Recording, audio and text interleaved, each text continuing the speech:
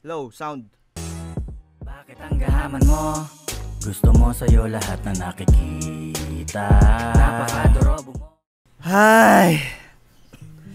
Nagbabalik na naman tayo mga tropa. Bilib na bilib talaga ako sa mga tao na magaling manggoyo at mga gahaman, no? Bilib na bilib talaga ako sa mga ganyan kasi isipin mo, kayang-kaya nilang manggoyo, mangloko, manglamang ng tao na kahit na yung kanilang nilolokong tao ay talagang pinag-ipunan yung isang bagay na para lang ma-achieve nila yung bagay na yun at mabili nila. At etong businessman or business seller ay kaya niyang maatim na bumili sa kanya na kahit na nang gugoyo siya, no? Kaya sinasabi ko sa inyo mga tropa, bago nyo pasukin ng printing business, no, mag-research, mag-aral, mag-self-study, open yang Google, makakapag-research kayo dyan ng libre basta may internet kayo or data. So, ang topic natin ngayon, no, nakakatuwa talaga na yung mga nanonood sa atin, no, mahihilig rin talaga sa chismis at talagang ibibigay ko sa inyo tong mga ganitong details dahil sobrang daming nanonood na nagogoyo, no. So eto, no,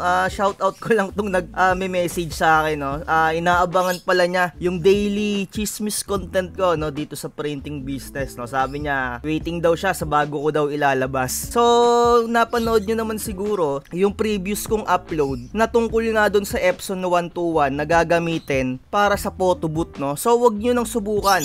So mag-move na tayo ngayon. Tapos na yung photo booth na yun. Sana naman natutunan nyo na kahit papano, konti pa lang yung subscribers natin, marami na rin nakakapanood kahit papano, no. So eto, topic natin ngayon, no, yung computer, yung printer daw na dinaga at inipis, no.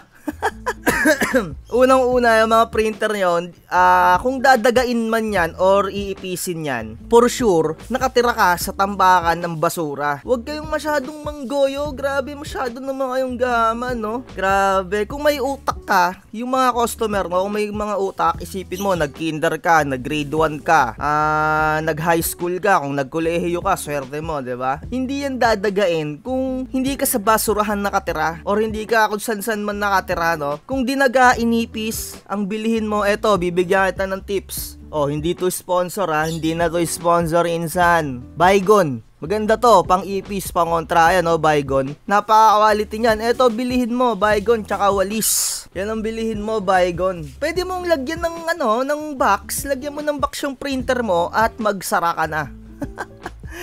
Huwag ka na mag-printing business, magsara ka na, ituloy-tuloy mo na. Irekta-rekta mo na, ibenta mo na para maganda pag binenta mo yung gamit mo, naka-box. Diba, no? At napaka-bobo mo naman talaga kung customer ka at maniniwala ka sa mga pinagsasabi na inipis, dinagang, nginat-ngat yung printer host, no? Kasi unang-una, no, tinikman ko yung ink, tinikman ko talaga. Meron akong eco solvent na ink, meron akong sublimation na ink, meron akong dye ink na original, meron akong pigment ink, tinikman ko. Hindi lasang keso. Siyempre, napaka-bobo nyo naman kung maniniwala kayong tinikman ko talaga. So, eto na lang, no, mag-research na lang tayo. Tuturuan ko kayo mag-research, no. Punta kayo ng Google. Ayan. So, unang-una, no, yung mga daga ay meron siyang similarities sa tao, no. Kaya nga ako napapansin nyo or napapanood nyo sa movie, yung mga daga, yung pinag-e-eksperimentuhan. Dahil, eto, no, basahin nyo na lang dito sa ating screen, yung genetics ng rats ay similarity sa human. So, ibig sabihin yan, yung lahat ng mga nalalasahan mo bilang tao, ganun din yung nalalasahan ng mga daga. 'Di ba, no? Kung nalasahan mo na yung tinta, siguro lumaki ka naman siguro na kahit papaano yung tinta ng ballpen na tikman mo, 'di ba? Parang mapakla. 'Di ba, no? Syempre, halimbawa nasira yung ballpen mo dati nung unang panahon, mga elementary, ginangat-ngat mo yung ballpen mo, yung pinaka pangsulat, 'di ba? Napansin mo lasang mapakla yung ink ng ballpen. Kung anong nalalasahan mo bilang tao, ganun din nalalasahan ng daga. Konting research, wag magpa-auto, wag magpagoyo. Eto, no, ako na nag-research para sa mga tatangks-tangeks dyan, tsaka sa mga boplaks, sa mga mangmang. Ayan, no, yung daga nga, 5 taste daw yung nalalasahan nila, no. Kung ano yung nalalasahan ng tao, kung anong nalalasahan mo, ganun din nalalasahan nila. May tamis, may pakla, may, ang tawag na itong sour. Basta, yun na yun. O may alat, may pait, o may umami, or yung malasang taste. Kung nalasahan mo na yung tinta ay hindi lasang keso, hindi yan lasang keso sa daga, wag mong ululin yung mga tao, no? Sobrang gahaman mo naman na kahit ano na lang yung sabihin mo, akala mo maniniwala yung tao sa'yo. Hindi lahat ng tao mangmang, 'di ba, no? Hindi lahat ng tao boplax, kahit papano naman sa mga nanonood.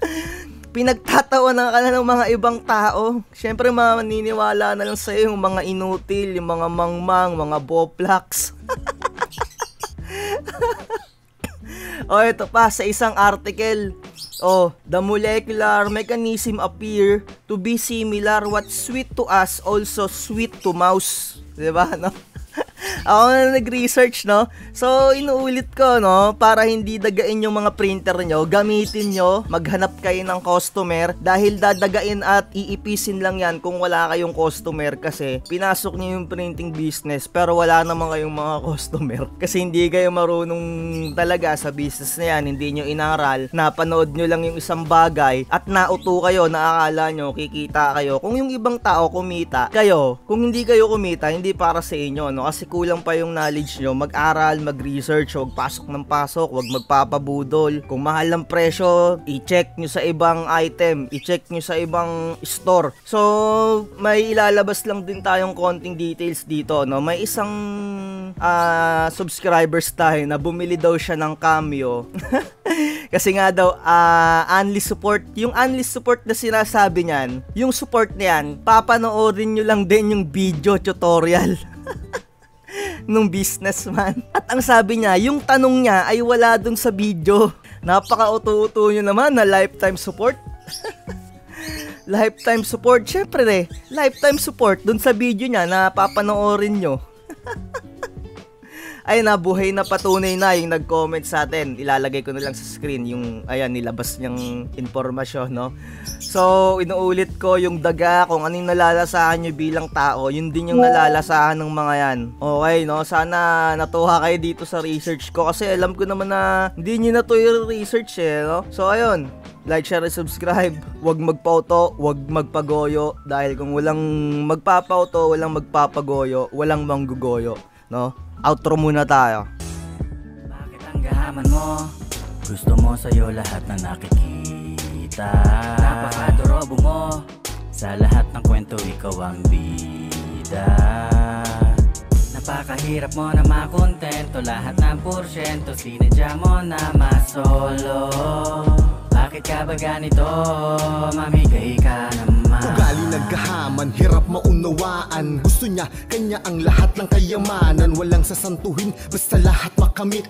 Ganyan ang pagkatao ng tunay na ganid. Ayaw na malamangan kung ano lang ang